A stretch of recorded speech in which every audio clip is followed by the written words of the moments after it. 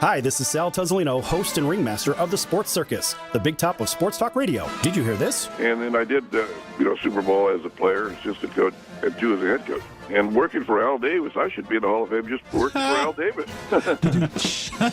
Right. Clown around with us and stream the show online at thesportcircus.com. Join me and special guest 3-time national champion and 4-time Rose Bowl champion coach John Robinson this Saturday morning from 8 to 9 here on NBC Sports 920, The Game. Okay, welcome back to the Friday edition of the Sports Circus. The Saturday edition can be found on NBC Sports 920, The Game, here in Las Vegas. It's at 8 a.m. to 9 a.m., and every week we have a special guest. Tomorrow is no exception. We'll have Bo Kimball on the show from the highest scoring offense in the NCAA basketball history from the Loyola Marymount Lions, and he was also a Los Angeles Clipper, New York Knicks player, etc. Bo's a great guy, and we're going to go ahead and bring him out of the studio tomorrow. So make sure you tune in 8 a.m. to 9 a.m. tomorrow, NBC Sports 920 The Game here in Las Vegas, or you can stream the show live at thesportcircus.com. This segment is brought to you by the American Business Trust Company, specializing in startup consulting, sales and marketing, corporate strategy, and venture capital. Visit them online at abtrustco.com or call them at 657-600-1876. That's American Business Trust Company, 650, or 6, see if I can get that number right, 657-600-1876. Call them today. They can help you with your business immediately. Okay, so we were talking about the NCAA, and we're going to continue talking about the NCAA. Why? Because we can. That's why. So we had rankings. We're talking about rankings. And then I was talking about the standings. So let's go back to the standings real quick. In the Big Ten, we have a logjam for first place. There's 3 teams tied for first place, being Purdue, go Boilers, Maryland, who doesn't belong in the Big Ten. They belong in the ACC, as they were, and Wisconsin. All teams are 10-3 in conference, and their won and loss records are basically all the same at 21-5 or 21-4. So these are teams that are playing well, but Purdue actually is playing better than the others right now. In fact, they've won their last 4 games convincingly with Swanigan. This is a team that really is going to be difficult to defend in the NCAA tournament. I think Purdue is going to end up getting themselves a win in the Big Ten tournament, and they're going to find themselves probably as a number 2 or number 3 seed in the tournament overall. I would hope they'll probably get a number 3. Right now they're ranked 16th. Maryland is ranked 23rd, rightfully so. And Wisconsin is ranked 11th, a little bit lofty for where they need to be, in my opinion. But then again, that's just my opinion. That's why we're here today. So the ACC it's a little bit different because the ACC, of course, it's really top heavy. You've got 5 or 6 teams that really dominate the ACC generally every year. Of course, those being Duke, as you can see here. You have Carolina, and then you have your Louisville and a hodgepodge of other teams, and Notre Dame as well. Again, Notre Dame. So North Carolina got out to a really big start here, and they've really started to fade. And if you look at the standings in the ACC today, 1 game separates 4 teams. And actually in second place, behind North Carolina, is Duke. And here we go, back to the Duke conversation. Why? Because Coach K was on the shelf for 4 or 6 weeks. There was a lot of disarray, a lot of things going on with the team, and they sort of lost their head for maybe a month. So when Capel took the team over, when Coach K had a surgery on his back, the team basically played 500 ball. But now they're rolling again, and they're 1 game out of first. And remember, they have 1 game left at Carolina, at the Dean Dome. So that's going to be one hell of a game. And every year, whether it's at Cameron or whether it's at the Dean Dome, it's always a great game. And this is probably the best matchup in all of college basketball and all of college sports. Now, I've been to a couple of these Duke Carolina games, and I'll tell you what, I have never seen such mayhem. And I've been to the NBA Finals, the Stanley Cup Finals, just the Rose Bowl, the World Series. Nothing that I've been to, not even an AC/DC concert, is even as loud and ridiculous as a Duke Carolina game.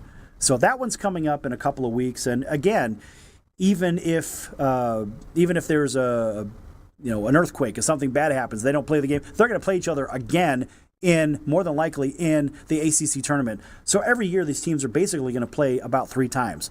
So when I watch these games, as you at home watch the games, they're fun, they're exciting. Doesn't matter who you're rooting for, but ultimately this is really college basketball's biggest stage.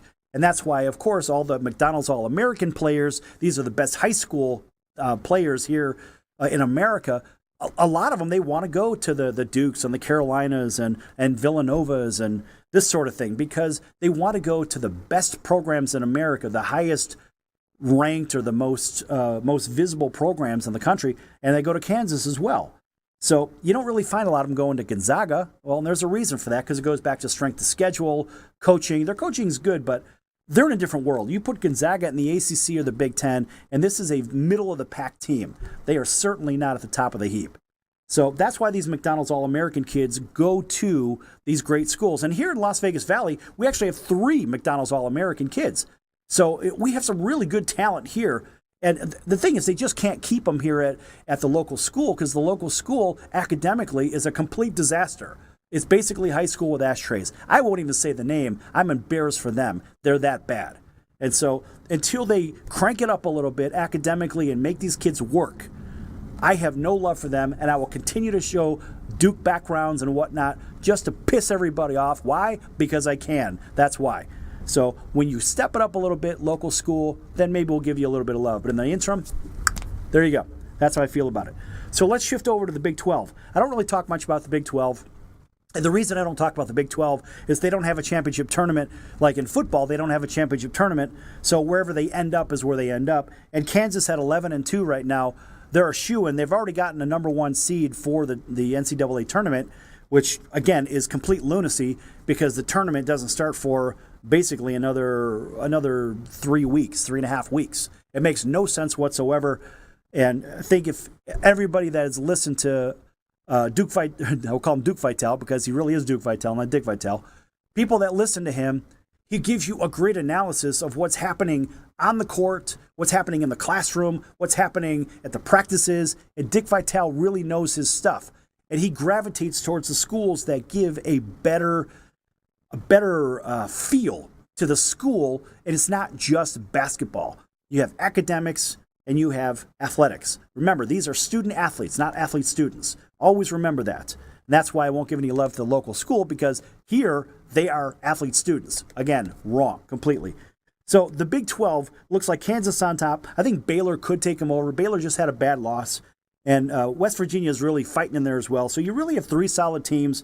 Iowa State is going to sneak into the tournament as well. I think once you get below Iowa State with Oklahoma State and TCU, I think now you're really stretching the rubber band. I really think it's going to end at Iowa State. They're going to get 4 teams into the tournament.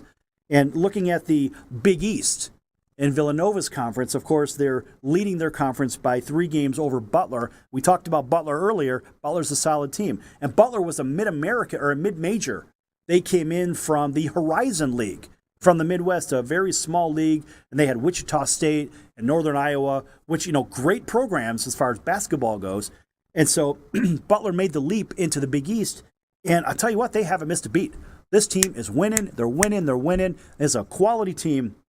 And watch and see if Butler doesn't steal the Big East tournament and get themselves maybe a number 2 seed or a number 3 seed. This is a quality team. Look out for Butler. Creighton, on the other hand, Creighton is out of Omaha, Nebraska, in case you don't realize where they're at. How they ended up in the Big East, I don't know. Butler being in Indianapolis, how they end up in the Big East, I don't know. It's all about this, right? Money.